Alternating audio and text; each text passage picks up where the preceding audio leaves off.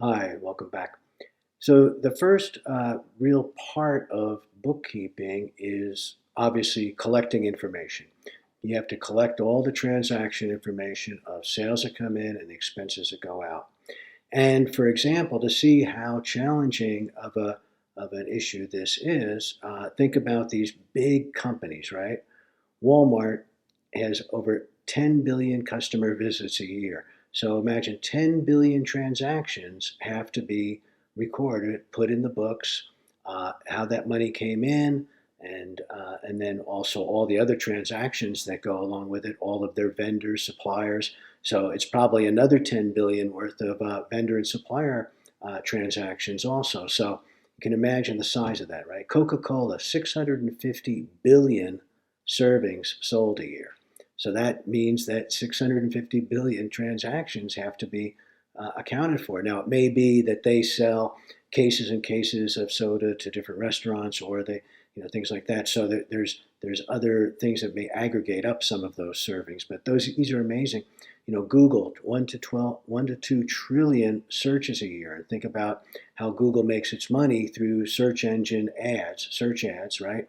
And it has to compile all of those searches and then deliver that information to their advertisers so that they can see and bid on different keywords and things.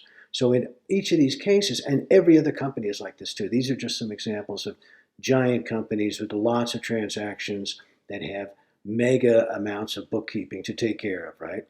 And bookkeeping is really what helps them function. That's how they know how they're doing. As you aggregate up all this information of the transactions, you can start to see what's going on in the company.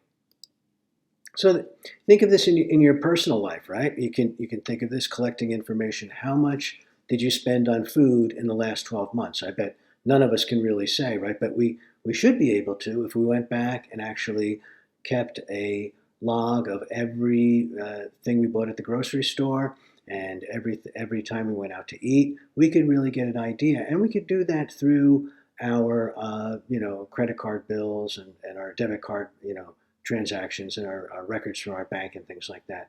But that's basically what a company has to do is say, okay, did I overspend or underspend? Is there ways for me to optimize my spending on this or that better?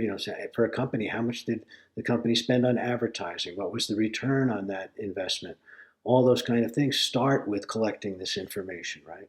And what, like Peter Drucker, the great management guru, said, what gets measured gets managed. So you can't manage things. You can't be a manager unless you have information, and you can't get the information unless you measure these things, right? So this is the starting point. This is the foundational element, bookkeeping, of everything else that you do in business.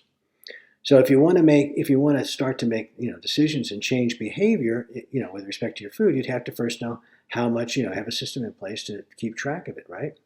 And then you start to develop a budget conscious behavior, and that's basically what companies do. They make budgets, right? And they say, okay, last year we spent $100 on advertising. This year we're going to spend $150 on advertising, and see, or last year we think we spent too much on some expense, and it was $200. So this year we're going to try to reduce that expense to $150. Then you take that budget, and that gets approved, right? And by the board of directors or whoever approves your budget. And then you go and you get your actuals each month from your accounting system and say, okay, my actuals, am I higher or lower than my budget? How am I doing?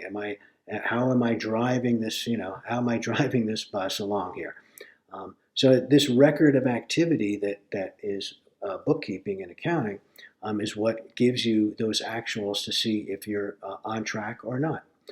You could say, well, we expect we're going to have sales next year of $12,000, and it's going to be $1,000 a month. And then in the first month, you can actually see, well, how many sales do we have? Oh, we had $1,000, $1,500 of sales. So we're doing better than we thought we would do, right? We thought we'd get 1,000, we've got 1,500. So this is the way that a company can be managed coherently, is with bookkeeping in this system. So this is really the basis. So this is the first step, is collecting information. The next video, the next screencast here, I'll get into setting up the books and the organizing structure of your accounting system, your bookkeeping system. So stay tuned. I'll talk to you then.